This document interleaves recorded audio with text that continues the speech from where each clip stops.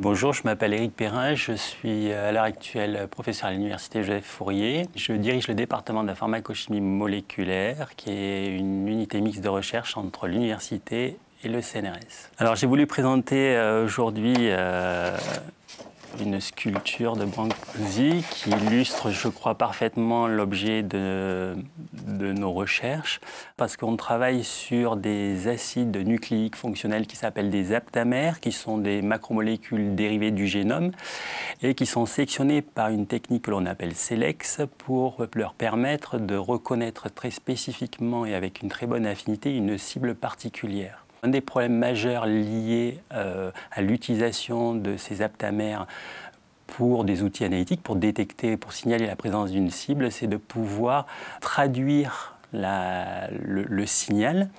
Et afin de pouvoir traduire ce signal, on a mis en œuvre une technique un peu particulière qui fait intervenir le kissing complexe. En d'autres termes, on veut reconnaître le premier aptamère qui a fixé la cible par un deuxième aptamère via une interaction boucle-boucle que l'on appelle le kissing complexe. Alors pour quelle raison? Parce que vous avez les deux boucles des deux aptamères, des deux oligonucléotides fonctionnels qui s'entrelacent.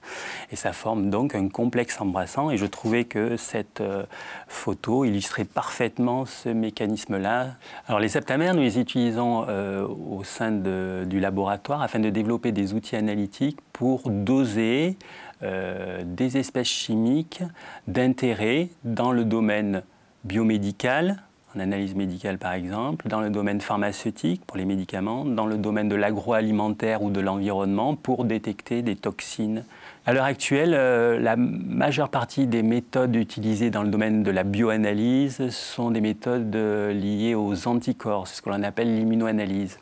Alors ce sont des méthodes qui marchent très bien et qui sont très utilisées, cependant elles ont quand même pas mal d'inconvénients, parmi lesquels on peut citer le fait qu'il n'y a pas de reproductibilité de l'eau à l'eau puisque c'est fait in vivo, que l'on ne peut pas faire des anticorps contre tout type d'espèces, puisque par exemple on ne peut pas injecter chez l'animal des toxines.